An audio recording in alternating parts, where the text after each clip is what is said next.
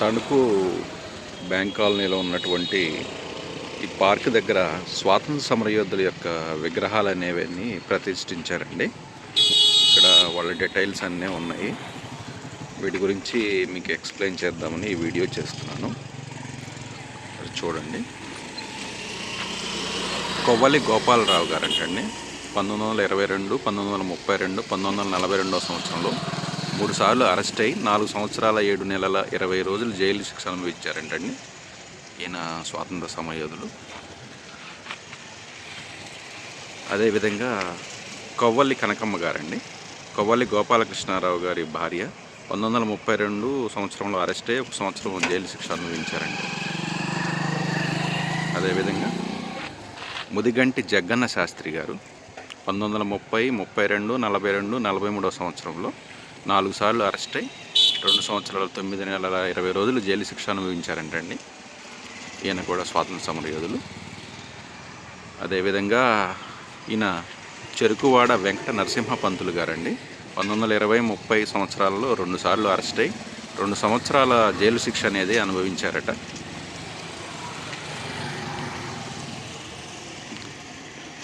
ఎర్రమిల్లి రామనాథం గారు 1930లో అరెస్ట్ అయ్యి 6 నెలలు జైలు శిక్ష అనుభవించారంట.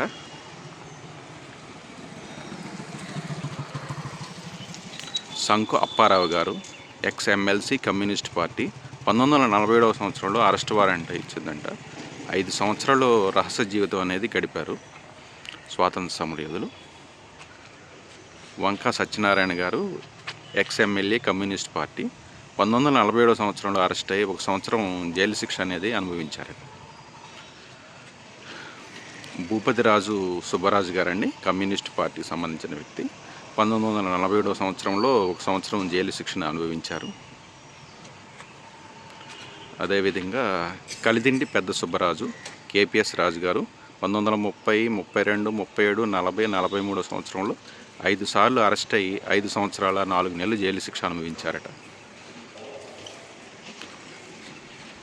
సూరంపూడి మహాలక్ష్మ గారు 1932 సంవత్సరంలో అరెస్ట్ అయ్యి 6 నెలలు జైలు జీవితాన్ని అనుభవించారు.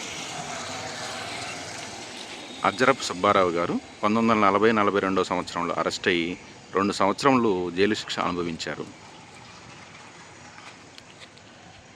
ఎర్రమిల్లి నరసింహారావు గారు 1940 సంవత్సరంలో అరెస్ట్ అయ్యి 2 నెలలు జైలు శిక్ష అనుభవించారు.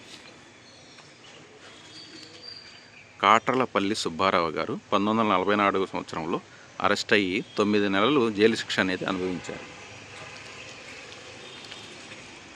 చెల్లా అప్పారావు గారు 1942 సంవత్సరంలో అరెస్ట్ అయ్యి 4.5 సంవత్సరాలు జైలు శిక్షను అనుభవించారట.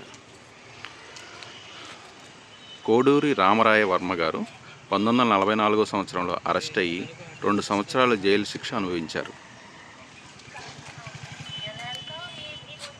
నడింపల్లి తిమ్మరాజు గారు 1930, 32, 41, 42 సంవత్సరంలో అరెస్ట్ అయ్యి 4 సంవత్సరాల జైలు శిక్షని అనుభవించారు.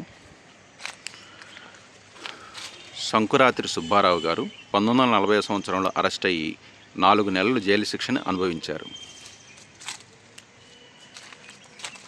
శనివారపు సుబ్బారావు గారు 1930 సంవత్సరంలో అరెస్ట్ అయ్యి 1 సంవత్సరం జైలు శిక్షని అనుభవించారు. Please subscribe to my channel. ధన్యవాదాలు.